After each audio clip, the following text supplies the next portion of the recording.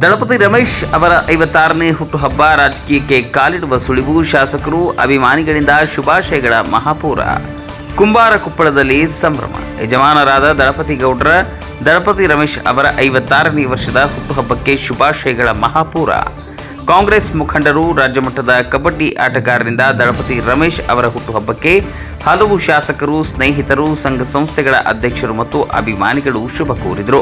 ಸಾಮಾಜಿಕ ಸೇವೆಯಲ್ಲಿ ಸದಾ ಮುಂಚೂಣಿಯಲ್ಲಿರುವ ರಮೇಶ್ ಅವರು ಹಲವು ಬಾರಿ ನೊಂದವರಿಗೆ ಸಹಾಯಹಸ್ತ ಚಾಚಿ ಜನರ ಪ್ರೀತಿಯನ್ನ ಗಳಿಸಿದ್ದಾರೆ. ಈ ಸಂದರ್ಭದಲ್ಲಿ ಮಾತನಾಡಿದ ಹಲವರು, ಮುಂದಿನ ರಾಜಕೀಯದಲ್ಲಿ ರಮೇಶ್ ಅವರು ಸಕ್ರಿಯವಾಗಿ ಕಾಲಿಡಬೇಕು ಎಂದು ಬಯಕೆ ವ್ಯಕ್ತಪಡಿಸಿದರು. ಕಾರ್ಯಕರ್ತರು ಕೂಡ ನಿಮ್ಮ ನೇತೃತ್ವದಲ್ಲಿ ನಮಗೆ ಬೇಕು ಎಂದು ಘೋಷಣೆ ಕೂಗಿದರು. ಈ ಒಂದು ಸಂದರ್ಭದಲ್ಲಿ ಪ್ರಜಾಪವರ್ ಟಿವಿ ಮಾಧ್ಯಮದೊಂದಿಗೆ ದಳಪತಿ ರಮೇಶ್ ಪ್ರತಿಕ್ರಿಯಿಸಿದರು. ದಳಪತಿ ರಾಮೇಗೌಡರವರ ಸುಪುತ್ರರು ಹಾಗೂ ಸ್ನೇಹಜೀವಿ, ಎಲ್ಲಾ ಜಾತಿ ಜನಾಂಗ ಮತ್ತು ಎಲ್ಲಾ ಪಕ್ಷಗಳ ಜೊತೆ ಬಹಳ ಒಳ್ಳೆ ಒಡನಾಟ ಮಾಡಿಕೊಂಡಿದ್ದಾರೆ.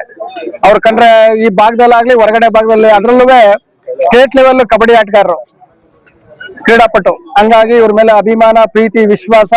ಹಂಗಾಗಿ ಇವ್ರನ್ನ ನಾವು ಬಿಜೆಪಿ ಮುಖಂಡರಾದ್ರೂ, ಕಾಂಗ್ರೆಸ್ ಆಗ್ಲಿ, JDS ಆಗ್ಲಿ ಎಲ್ಲಾ ಪಕ್ಷದವರು ಬಂದು ಇವ್ರಿಗೆ ವಿಶ್ ಮಾಡೋಂಥದ್ದು ಪದ್ಧತಿ ಇದೆ.